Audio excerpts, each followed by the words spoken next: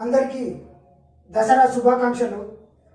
ఆ దుర్గామాత యొక్క దివ్య ఆశీస్సులు మనందరిపై ఎల్లవేళలా ఉండాలని మనస్ఫూర్తిగా కోరుకుంటున్నాను.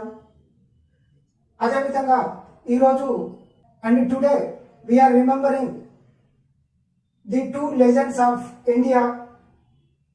వారిలో ఒకరు మన జాతిపిత మహాత్మా గాంధీ గారు.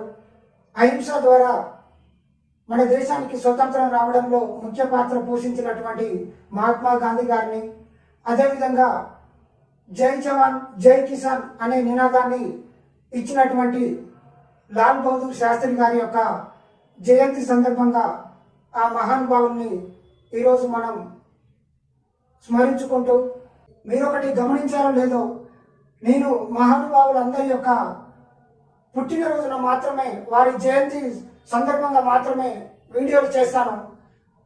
వారు మన దగ్గర నుంచి దూరమైన రోజున నేను ఎలాంటి వీడియో కానీ ఎలాంటి పోస్ట్ కానీ పెట్టను.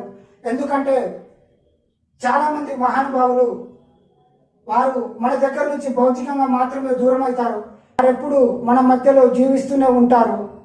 ఆ మహానుభావులు మన దగ్గర భౌతికంగా మాత్రమే ఉండరు. వారి యొక్క ప్రభావం కంపల్సరీ మన మీద, మనందరి మీద ఉంటుంది. నా ఒక్కడి మీదనే కాదు, మహాత్మా గాంధీ గారు మరియు ఇతర మహానుభావులు ఈ దేశానికి సంబంధించిన కోట్లాను కోట్ల మందికి వారు చాలా ప్రేరణ. ఆ మహానుభావులు యొక్క దివ్య ఆశీస్సులు మనందరిపై ఎప్పుడూ ఉంటాయని నేను మీ దగ్గర చాలా విషయాలు చెప్పాలనుకున్నాను. కానీ ఈరోజు ఒక 3 ముఖ్యమైన విషయాలు మాత్రమే మీ దగ్గర చెప్పదలుచుకున్నాను. ఎందుకంటే ఈరోజు మనం ప్రస్తుతం అక్టోబర్ 2 నాకు ఎంతో పవిత్రమైన రోజు. ఇలాంటి మంచి రోజుకి ఇంకొక మంచి రోజు విజయదశమి కూడా ఈ రోజే రావడం నాకు చాలా చాలా ఆనందంగా ఉంది.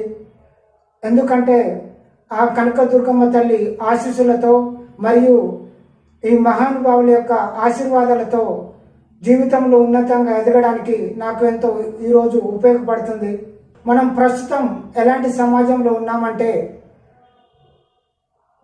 మన దగ్గర సక్సెస్ మరియు మనీ లేకపోతే మన ఎవరు కూడా కేర్ చేయనటువంటి సమాజంలో ఉన్నాము. మన సొంత వాళ్ళే మన దగ్గర సక్సెస్ కానీ మన దగ్గర మనీ లేకపోతే ఎవరు కూడా మనని పట్టించుకున్నటువంటి పరిస్థితిలో ఉన్నాము. ఇక పరాయి వాళ్ళ గురించి ఆ పరమాత్మునికే తెలుసు.